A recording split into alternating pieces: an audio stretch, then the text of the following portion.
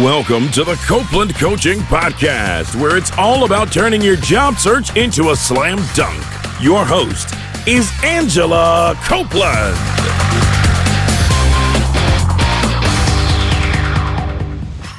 Welcome to the Copeland Coaching Podcast. I'm your host, Angela Copeland. Live on the phone with me today, I have Sam Davidson in Nashville, Tennessee. Sam is the co-founder and CEO of Batch, a service that provides handcrafted local products right to your door. He has a proven track record of creating and growing companies and communities that make a difference, including Onward Strategy, Cool People Care, and Inconvenient Youth. He's also the author of 3 books, including Simplify Your Life, How to Declutter and De-Stress Your Way to Happiness. Sam, thanks for joining me today. Hey, thanks, Angela, for having me. Well, I mentioned to you just before we got started that I'm a big fan of your company, Batch, and I actually recently ordered a couple of gifts on Batch, and it was really nice to be able to send Memphis presents to other parts of the U.S. Without having to go and seek them out. But for our listeners who have never heard of Batch, can you tell us a little bit about Batch? Oh, of course, yeah. I mean, a lot of it is exactly what you said. We started almost 2 years ago, based in Nashville, Tennessee. Me and 2 friends were sitting around, and we said, we love Nashville. We either grew up here or have lived most of our adult lives here, and there's a lot of local stuff that we like, local coffee, local baked goods, jewelry, candles, you name it. And we think other people would want to be able to find, to discover, or to give these sorts of products from in and around Nashville. So back in 2013, my 2 friends and I dreamed up this idea. We launched the company, and we started with just a subscription service, much like Birchbox or Dollar Shave Club. People could subscribe, and every month we would send out 4 locally made Nashville items to our customers. And long story short, since then, we've seen people interested in locally made items, not just from Nashville, but other cities where we operate, including Memphis, as well as Charleston, South Carolina, and Austin, Texas. And we've expanded beyond the subscription model, so now, much like you did, people can get and give a lot of different local products that are made in any of those 4 cities. And if they visit our site at batchusa.com, they can pick items from their city. They can mix and match items from different cities. But everything we sell there is made by a local entrepreneur who is based in those markets.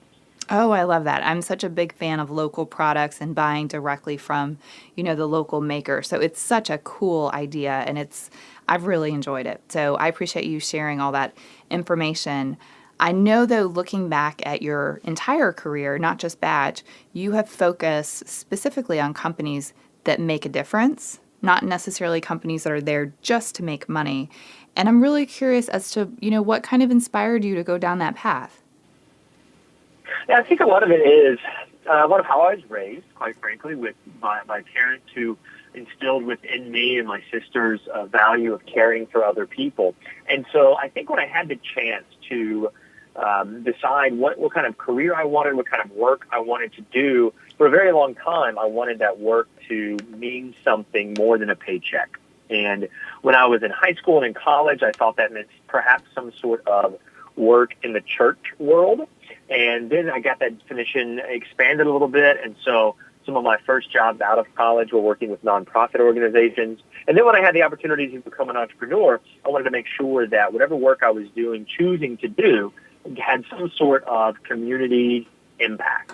And so, yeah, that's part of, like I said, how I was raised and just sort of how I'm wired. And so no matter what work I'm doing, what my business card says, or what company is in the top left-hand corner of the paycheck, I want to make sure that it's work I can feel good about doing because it's helping others in some way.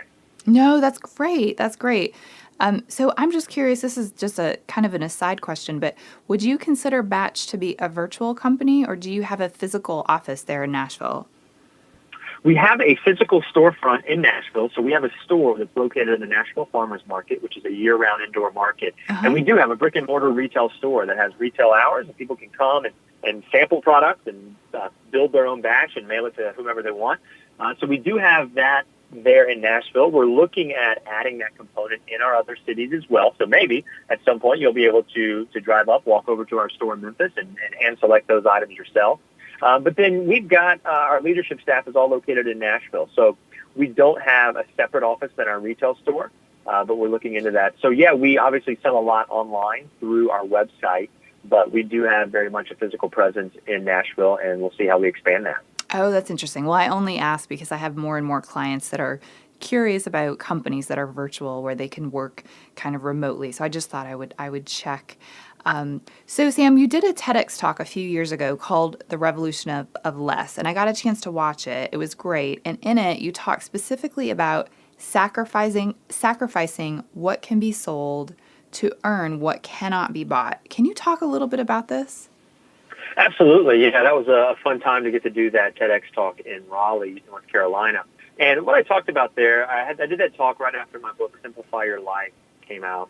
And because what I had found in speaking with people was that I think a lot of times we just assume that in order to chase down a dream, to have the chance to, accomplish what we could far do on our own, we think there's all these things standing in our way.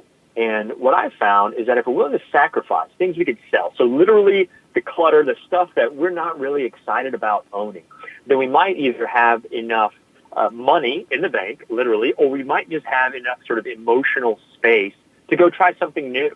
And science has shown time and again that the things that bring us happiness are not the things, the stuff that we own, but rather it is the experiences we're able to have. And a lot of times those things, we get to earn what can't be bought. It's those memories, it's those moments, it's those risks we take. And so for a lot of us, it's the extra cash we've got lying around. So if we would sell stuff or if we just clean out the clutter, we'd be able to chase down those big dreams or at least take the first step towards them. Oh, that's such a good message. I work with a lot of clients who are really going through sort of a life-changing experience. And for many of them, they're trying to sort of reprioritize. Many have, made a lot of money and really climbed a corporate ladder and realized that it didn't make them happy. And they're starting to reevaluate, what would. So did you go through a similar process as you mentioned?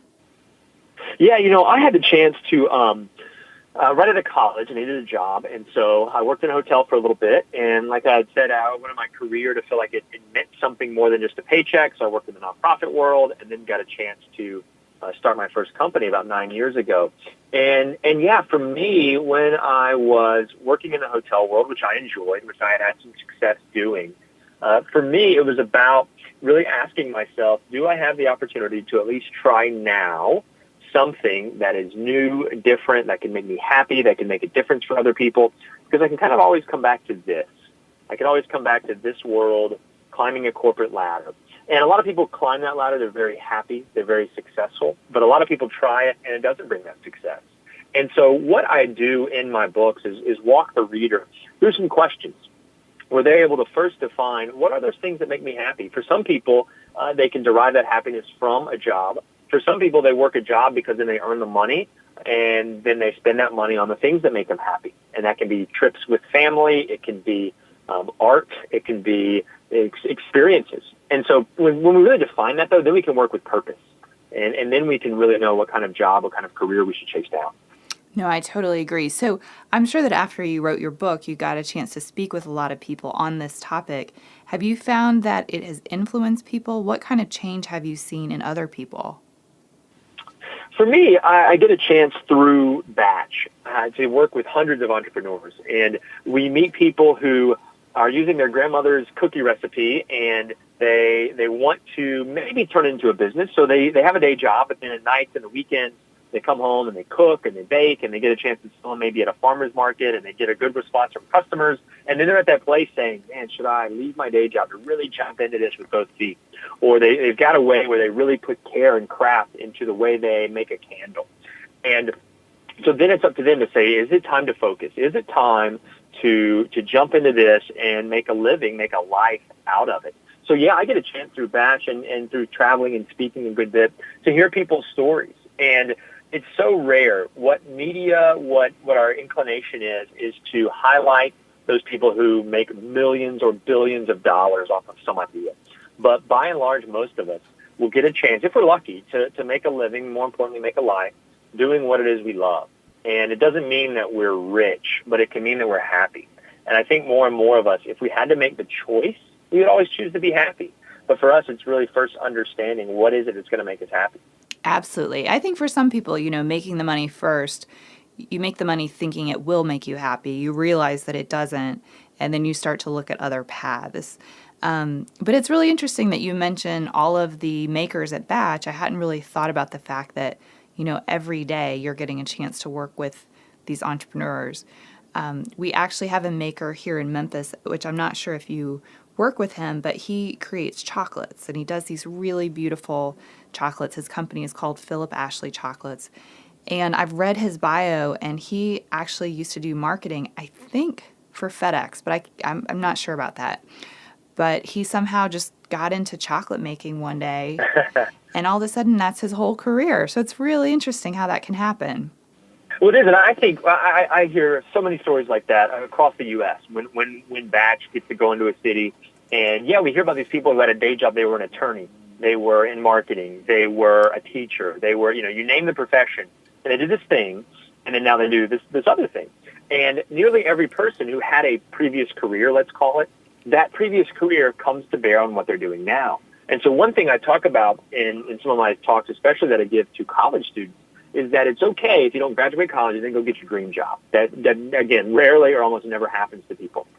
Instead, you find this career, this job that helps you earn money so you can pay for shelter and food and some other things you need. But there's always a chance to learn. And so I'm a big fan of this principle that I call learn while you're waiting. And so there are things you can soak up if you're working for a big company or you don't have your dream job at the moment. There are still things you can learn. I left college having never taken a business class. Now as an entrepreneur, I'm still learning, but I needed to know so many things I learned when I worked for a hotel, like how to sell, how to hire people, how to run a staff meeting. All of these things I never was trained in until I got the chance to work, quote, for somebody else as part of a big company. And so I tried to learn as much as I could while I was waiting for that opportunity. And I think those are all those key moments that can come to bear on whatever it is we end up doing one day. Right, absolutely. And, I think one point about learning while you're waiting is sometimes you get paid to do that. Other times you don't, and you need to be okay with that. You do, and especially if you have a chance. I mean, a lot of people, you go to high school, you go to college. Some people, they go 2 years, 4 years, a lot more than that.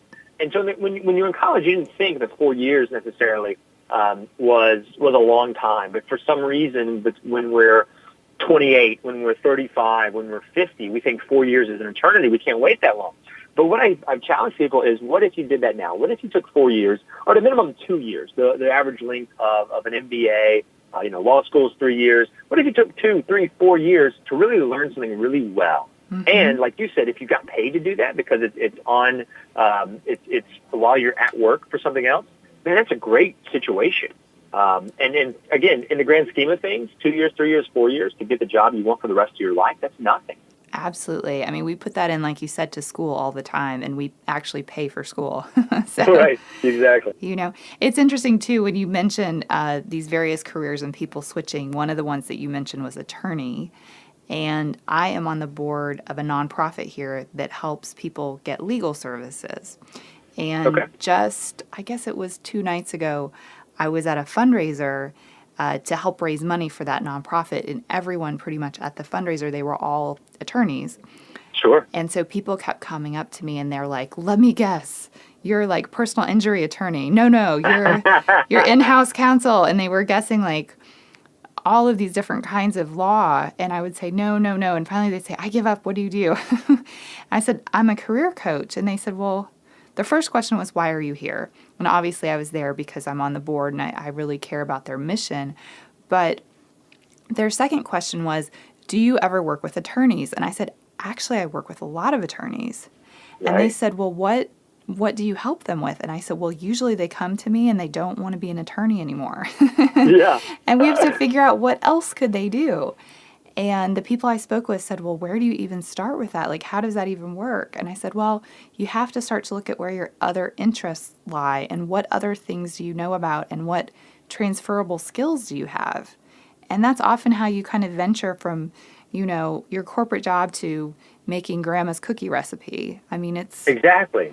Right. And I think it's also it's one of my least favorite things about society. You know, that's a broad statement or a broad stroke, but it's so easy as adults to define one another by what it is we do. And so if I say, hey, what's your name? What do you do? And if you say, I'm Angela, I'm a career coach, like that gives me some framework. Or if you're John and you're an attorney, or you're Mitch and you're a doctor, like I get it. I understand why that is a question we ask people when we meet them. But man, I hate that question. Because again, it just pigeonholes people. Whereas instead, if I said, hey, what's your name? And you said, Angela, I said, what are your big dreams for your life? Or, hey, what are you about? What do you love doing? What do you value? Then that gets us immediately into a deeper conversation. Mm-hmm. And again, I get it. We don't always want to jump into that depth when we are sitting next to somebody on an airplane or meet somebody at a party. But man, that tells us so much more about you as a person. And I see this through the eyes of my daughter. She's about to go to kindergarten, and she comes home from school right now, and she tells me about her friends. And obviously they don't have careers at this point in time. Mm-hmm. But she tells me about Lily and what Lily's favorite thing to do is after school, or where her friend Ella is going on summer break, or all these other things that I'm like, man, why do I know that about people that I meet? Do I get to know that depth, or do I just know what their business card says? And again, that gets us to that deeper thing. It forces us to say, no, what do I really love? What do I really value? And how do I get more of that into my life? And for some of us, it may be, well, go work whatever job. Who cares? Because that job will let you have more of the thing you love in your life, nights, weekends, summers, whenever that may be. Well, but to your point, the other danger when we identify ourselves just as a vice president or a director, and it becomes our entire identity. And, I work with people sometimes who maybe they've been laid off at their job because of a restructuring that had nothing to do with their performance. They were a great employee. But all of a sudden they come in and, they start to cry. It's a really emotional discussion because they say, well, I was a vice president, but now who am I? Because they didn't spend a lot of time thinking about who they were outside of a vice president, and they didn't spend time introducing themselves to their friends or those people around them as anybody but this corporate employee, and it can leave you feeling really lost. It can, and again, one of the interesting things that someone pointed out to me once, so I identify as an entrepreneur, and people know what that term is. It's becoming sexier, I think, nowadays than it ever has. But it's one of the unique job titles, I guess, where everything else is defined by the verb. So if you are a writer, you write. If you are a litigator, you litigate. If you are a manager, you manage. You get it. We can do that with so many jobs. Mm-hmm. But if you're an entrepreneur, there is no verb. There is no verb for that noun. And so it has forced me to say, it immediately obviously jumps into another thing, but say, no, what do I do? And so I get to say that I lead people, or that I connect people with their hometowns, if we're speaking of batch. And so I get to immediately get to the actual, it's still verbs, there's still things I'm connecting, I'm leading, but it gets to the depth of what I want to be present in our company. And so I think the more that folks get a chance to define themselves by actual work instead of a title, then they can maybe find that thing that they're really about. No, absolutely. So speaking of kind of finding yourself, you talk a lot about being passionate about what you do and how people should be doing what they're passionate about. Some people should be.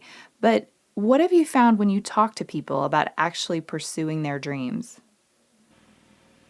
Yeah, I think there's a couple steps when it comes to saying, okay, this is what I think I'm passionate about. I want to go do it. So I advise people, don't quit your day job until you feel one of two things as a reaction. Number one, when you're going to hurt yourself or you're going to hurt somebody else. And I'm serious about that because as long as you can stay there, as you mentioned, as we talked about, you're getting paid to learn, to do, there's still some value there. So keep your day job. Now, you're going to have to start making decisions in the off hours. So do you want to watch 4 hours of Netflix, or do you want to write a business plan? Do you want to get up an hour early or sleep in like normal? So those are personal decisions. And I'll go ahead and tell you that if you choose Netflix and sleeping in, you may not have what it's going to take if entrepreneurship is your path. Obviously, you might not everybody listening to this wants to start their own company. That's totally fine. That's reasonable. They may just want to switch industries or job titles or whatever that may be. But when I talk to entrepreneurs to say, no, here's my dream. I want to go do it. I got to go make it. I got to go create it. All right, well, let's see now. Because if you're not willing to put in that work now, while you've got a steady income, while you have some consistency, then definitely when it's wide open, it's going to be way tougher when you're working from home not to also go watch 4 hours of Netflix in the middle of the afternoon when you should be working. And then when you've got a proof of concept so that your idea is going to work, when you have some income from your idea, then you can start looking at a transition plan. The people who say, I got it, I'm going to tell my boss I'm quitting tomorrow, and then I'll go start chasing my dream. I don't think that's the right order. I think you want to chase your dream while you're doing something else. No, I totally agree. And it's interesting that you mentioned the traits when you said, do you want to watch Netflix or do you want to work on your business plan? I think that's true as well with other types of careers. Like, for example, I work with a lot of clients who are interested in digital marketing. And my background is actually digital marketing in my previous career. And there are some clients that come in and, man, they just get in there and they figure things out with regards to digital. And others come in and they say, gosh, Angela, where can I take a class to learn how to be a digital marketer? And really my response is, if you're not a very entrepreneurial person, if you're not self-taught, digital marketing might not be for you, because it is an industry that's constantly changing. It's super dynamic. And if you're not the kind of person that's just really ready to dig in all the time and wants to learn something new all the time on your own, it might not be the right space for you. So I think, identifying whether or not you have sort of the right fit in terms of what's required, whether it's entrepreneurship or something else, I think it's important. But when you work with people and you talk about pursuing your dreams, do people ever give you excuses in terms of why they can't pursue their dreams? Of course, and I've got excuses why I can't pursue certain parts of mine. And I think it's important on a couple things. One, so if somebody tells me, I'd love to do this, but I can't because of X, Y, and Z, for me, I'm sort of like, okay, it's not my dream, it's yours. So your excuse doesn't matter to me. It obviously matters to you for some reason. And there's a difference between, I think, an excuse and what we would call a barrier, a border. I mean, there are some realities that, like if my dream was to play professional baseball, which when I was in high school it was. Well, I learned real quick that if I cannot hit a curveball, then I have no shot. And so I just had to be honest with myself. Now, I could say, that's an excuse to why I can't be a Major League Baseball player right now, but that's also reality that I bump up against. But if I'm passionate about baseball, there's so many other things that I really were passionate enough to make some aspect of baseball a career. I could coach. I could go write about baseball. I could go work in a ticket office. I could merchandise. I mean, there's thousands of things I could do within that world. And so sometimes our excuses might be very valid, but then sometimes, again, it may just be that element of hard work.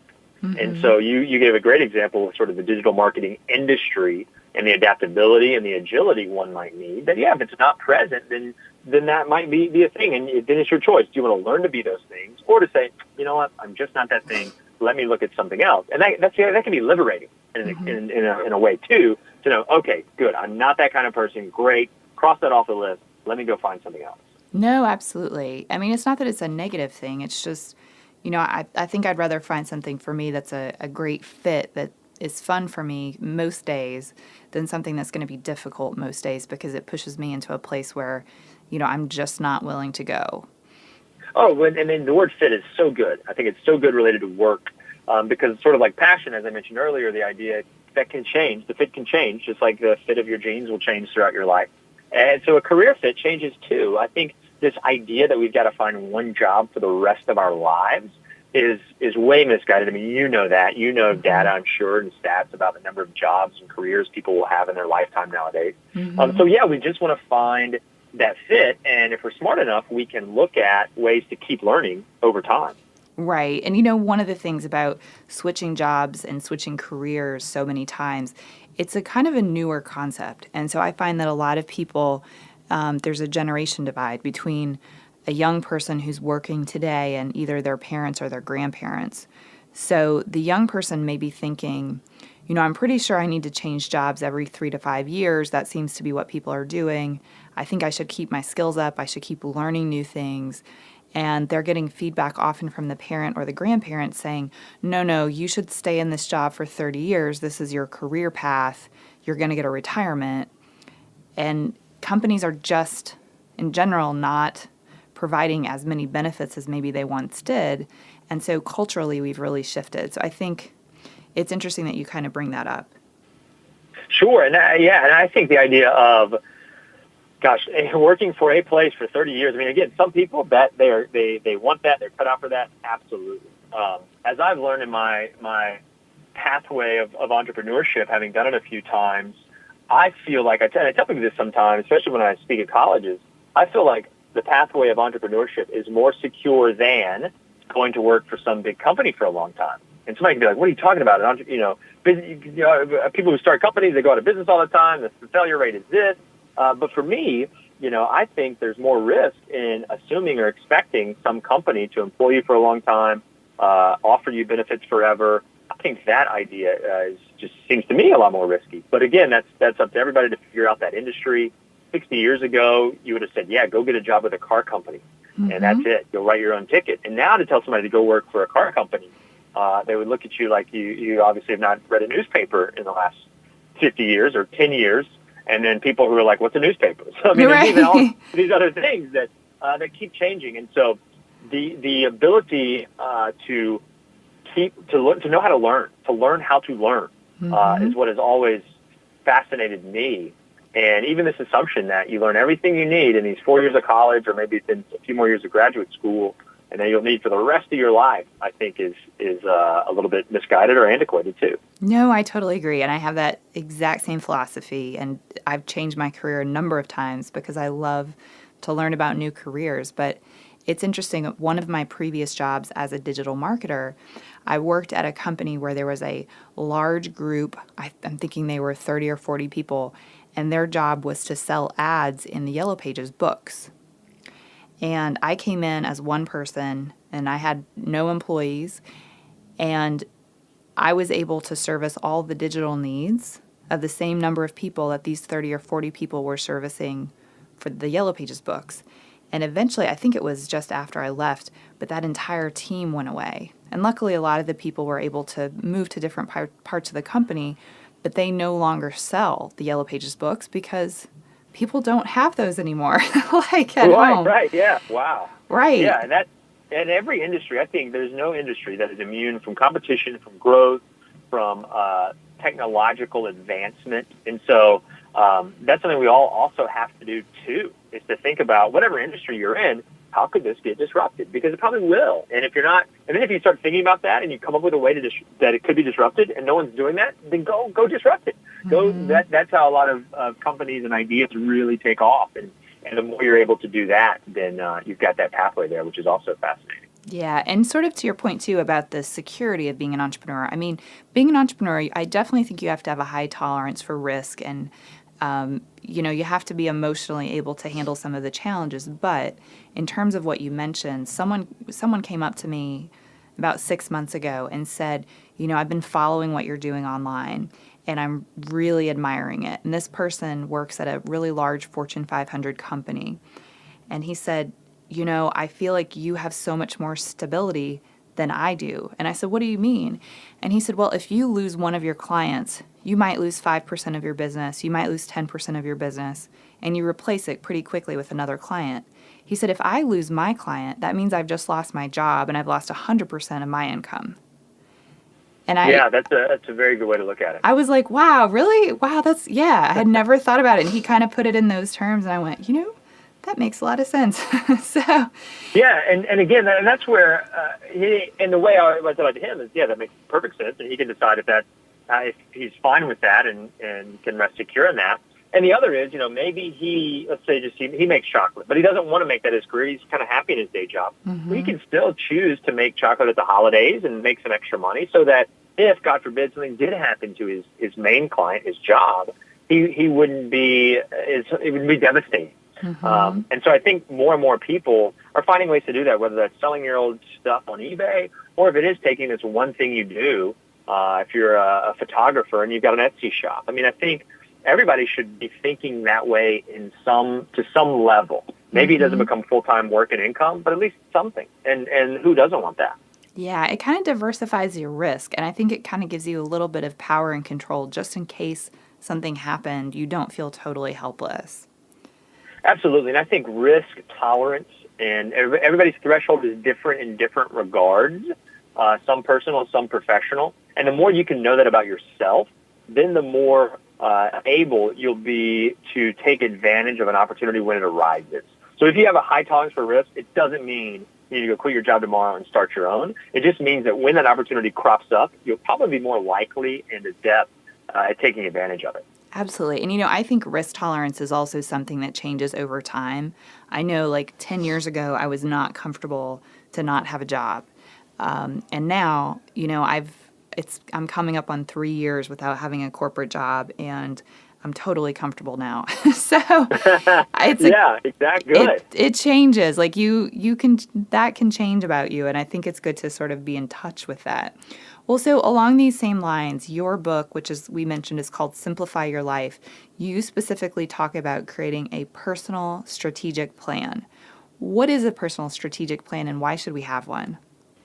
So for the personal strategic plan, I really key off of a lot of corporate or organizational strategic planning. And one of those elements is what's called a SWOT analysis, SWOT, for strengths, weaknesses, opportunities, and threats. And I've seen that applied. I've been a part of groups who have done that in a corporate or organizational setting. And so I, in my book, talk about that in a personal setting, that a lot of times we don't think about at least all four of those. We can think about our strengths. Those usually come to us pretty easily, but we want to know what those are. That's obviously a big job interview question. What are your strengths? But if you were to list that personally, and again, it doesn't have to just apply to work. Usually when we're asked that question in a job interview, we're going to apply it to the position we're interviewing for. But what else are you really good at? Are you good at creating conversations? Are you good at baking? I mean, just fill a list with it. I also encourage folks not just to do it themselves in a vacuum, but then ask a loved one, a spouse, ask your best friend, ask a mentor what they think your strengths are. And then when you have that overlap, not only do you think you're strong in it, which is a good indicator, but someone else does, which means there's value in that. But then also, W, be honest about your weaknesses. Same process. What are the things that you're not great at? And then I talk about opportunities. Opportunities are those things that come along. And so for you personally, this would be related to your passions, that you want to be able to use a strength to take advantage of. And so whatever that strength is, let's say it's creating conversations, that whenever you have the opportunity to create those conversations, you want to make sure, you want to be aware of that so that you can take advantage of it with the strength. So let's say you fly a lot. And so there are those opportunities to start conversations on airplanes that who knows who you're going to meet, that it could be your next client. It could be somebody who wants to interview you for a media story that then puts you in front of thousands or millions of people. And so you want to make sure that, hey, here's what I'm strong at. Let me be active in looking for opportunities on my everyday life to expand what I'm able to do.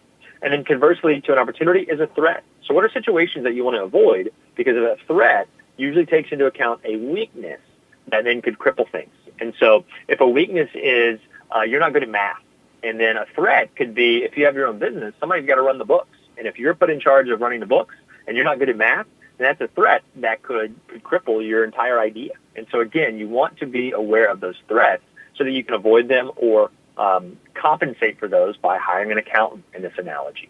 And so I just find that a lot of people, they may know what they're good at and they may know what they're weak at, but they don't use those to really keep their eyes open to say, okay, here's what I want to take advantage of. Here's what I want to watch out for. Mm-hmm. I think those are all good points. The other thing I would add is that I find that some people tend to, it's almost like we're trained in school to focus on our weaknesses and getting better at our weaknesses. But I think sometimes it's actually more effective to focus on your strengths and what you're good at. And then, like you said, hire someone to help you where you have those weaknesses or those sort of threats where the problems could come up. I think you tend to find that you make a lot more traction when you focus on the things that you're good at and getting help with the areas where you're weaker. Absolutely, because I think if you can become, so you have a strength and you can become the best at something, that's when you really start creating a niche, when you create a name for yourself, is if, hey, Angela is the best at this thing. And the more specific we can get at that, the better off we are and the more that we'll find that ideal client. So back to the attorney story from earlier, if you became the best career coach for attorneys who want to get out of, let's be even more specific, out of high-stakes litigation, right, and the stress and the pressure that comes with that, if you were the number one person, then those people who are currently in high-stakes litigation and they want an easier life, but they still want to work, they come to you and you can command top dollar because you will be the absolute best at helping them find that next step. As opposed to you just saying, I'm a career coach for anybody who wants to do that. I can help you. You can still find work. You can still make a living. But we want to be the best at something. Whereas if you work on all of your weaknesses, and let's say math was one, instead of hiring an accountant, then the best you're ever going to get at that, because it's a weakness, is like you'll get okay at it. Right. And that's maybe fine, but man, if you would have spent that time on making a strength even stronger, that would have benefited your work in life more than just becoming okay at something that you could have easily hired somebody or bartered or who knows what to compensate for. Totally. I completely agree. Well, so speaking of full-time jobs, you also talk about in your book when to quit your job. And this is a topic that comes up a lot with clients. Sometimes they've just had it to their, wits end at their job, or they've decided they're going to start a business and they're just ready to quit. What can you share about when should somebody quit their job? I think a couple things, back how I said earlier, I mean, when you're ready to, when you're hurting yourself, that you want to hurt someone else, and again, that's a very serious topic these days. I know I don't mean to make light of it, but again, there are those times when your current job makes you sick, when it makes you angry to the point again of some sort of harm. I mean, that is a clear indicator that you are not in the right space and you need to leave for your own sanity, for the safety of others. That's a very real thing. But I think also, so as opposed to just saying, well, I'm not happy, and again, that's real. Pay attention to that, but it doesn't mean you need to go hand in your 2-week notice just because you're not happy, because happiness is a feeling that can come and go, and there are other ways we can find happiness. Yeah, man, it can be awful not to have that from 9 a.m. to 5 p.m. most days, but there could be elements within that we can find. And the other is when you have another viable opportunity. And again, that could be because you're very prudent and you saved up a bunch of money, so you may not literally need to work for 6 months. Okay, that's good. You have that kind of cushion. Or when you take what's a side job, and again, you're like, okay, I'm making this amount. It doesn't replace my entire income from my day job, but it's getting close. And I do think with the extra 8 or 9 hours a day that it could easily make that leap, and I know how to do that, and I feel more secure in that. People who have a partner, a spouse, again, they may be able to do that a little bit more quickly because they have, if their partner or spouse works and has income, if people have an inheritance. I mean, there's all these exceptions to that. But I think when you really have that, that's just from a financial standpoint. The other, and this goes back to the SWOT, is when that opportunity pops up. And so if you're using these strengths, and if you said, man, if somebody called me tomorrow with this kind of job, talked to a friend of mine earlier today about the same thing. She knew what her dream job was, never thought it would exist until she got a call that said, hey, I think you would be good at this. I'm creating a new position. And this was still, it's not her own thing, but it's working for somebody else, with somebody else. And they said, would you be interested in it? And because that opportunity cropped up, she stopped what she was doing to go take advantage of this. And she was in tune for that opportunity to come up. And so I think that's what we want to be aware of, is we can make the leap when the opportunity's right. Oh, I like that. There's actually a quote that I like, and I wish I could remember offhand who said it, but it's something to the effect of, when somebody offers you a seat on a rocket ship, you don't ask which seat, you just get on. Yeah, yes, it's so good. Yeah, absolutely. Well, this has been great. We've covered a lot of different topics. Is there any other advice that you'd like to share with our listeners today? No, I appreciate the time, but I think anybody listening to this, whether you've got a day job that you love, that you feel secure in, or you're an entrepreneur trying to figure out how do you make this thing work. One of my favorite books that you can I also kind of take a mantra from is by Peter Block, and his book is called The Answer to How is Yes. And I think sort of like your rocket ship quote you just said is that people say, how do I leave my day job? How do I leave this job I'm not happy with? How do I start a company? How do I take the next step? To me, the answer is yes, is that you just do it. You just keep moving forward.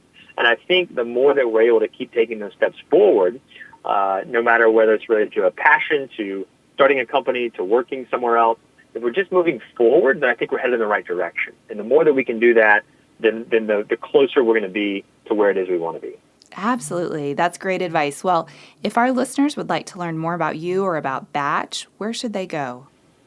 So my website is samdavidson.net, and on there I blog somewhat regularly, but people can also find more information about me. And then Batch, our website is batchusa.com, and from there they can search by city or for a gift, or by themes like breakfast or happy hour or bath and body, whatever that may be, and they can grab a gift for themselves or someone else. Yes, you have such great products. I hope everyone will check it out. Well, thanks. And if people listening to this, tell you what we're going to do, Angela. If anybody wants to try us out, they can actually type in your name. They can type in Angela, and they'll get 10% off their first order. Oh, thank you so much. I appreciate that, Sam. I appreciate you offering that to our listeners. No problem. It's been so helpful. Thank you so much, Sam, for taking the time out of your day. Hey, you bet. Thanks for having me. Everyone, thanks for listening. Be sure to tune in next week for another edition of the Copeland Coaching Podcast. And if you haven't already, please be sure to subscribe on iTunes or Stitcher to make sure you never miss an episode. Thank you for listening to the Copeland Coaching Podcast today with your host, Angela Copeland. Tune in next time to get more great tips on turning your job search into a slam dunk.